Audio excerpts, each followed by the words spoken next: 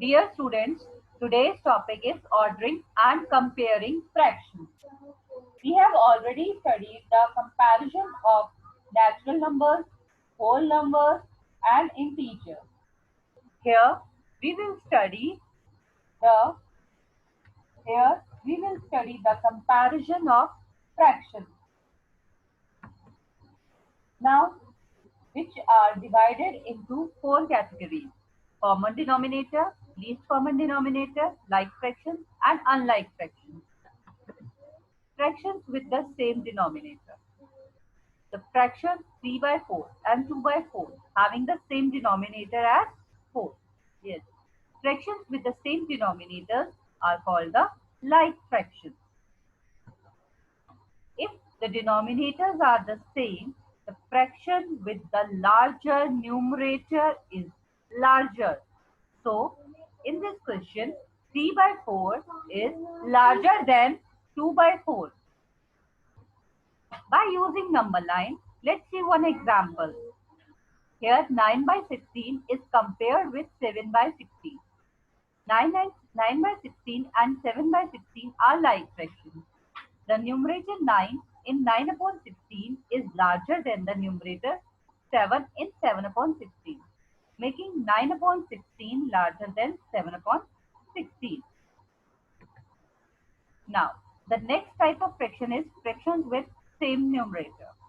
The fractions 2 by 3 and 2 by 5 having the same numerator. The denominator 3 in the fraction 2 by 3 means that the unit has less parts, making the parts larger. Therefore, 2 by 3 is larger than 2 by 5. The smaller the denominator, the larger will be the fraction. Now, third is fractions with different numerators and denominators. If the fractions are different, remember what you have to do. The fractions 3 by 4 and 5 by 8 having the unlike denominator and as well as unlike numerator. So, fractions that have unlike denominators are unlike fractions. The idea of common denominator used to compare unlike fractions such as 3 by 4 and 5 by 8. Here, the denominator 8 is the smallest number than both denominators 4 and 8. So we will divide it. You can rename 3 by 4 and 6 by as 6 by 8 so that both fractions will have a common denominator 8. So you can compare the numerators of 6 by 8 and 5 by 8. To compare these fractions with unlike denominators, rename the fractions with like or common denominators, making them like fractions. Now, to find the common denominator, think of the denominator 4 and 8, 3 by 4 and 5 by 8.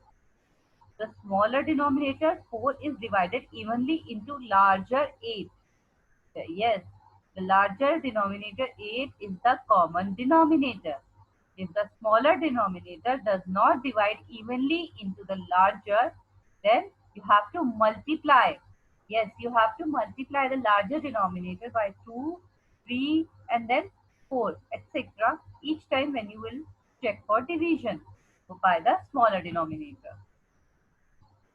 In the fractions 3 by 4 and 2 by 3, you have multiplied the larger denominator 4 by 2 to get 8. Does 3 divide evenly into 8? No, can't divide it. Multiply the larger denominator 4 by 3 to get 12. Does 3 divide evenly into 12? Yes, as you know, 3 4s are 12. So 12 is the common denominator of the denominators 4 and 3. These are called least common denominators. Now that we know that 12 is the least common denominator for the fraction 3 by 4 and 2 by 3, so we will write the denominator of 12 as renamed fractions to higher terms.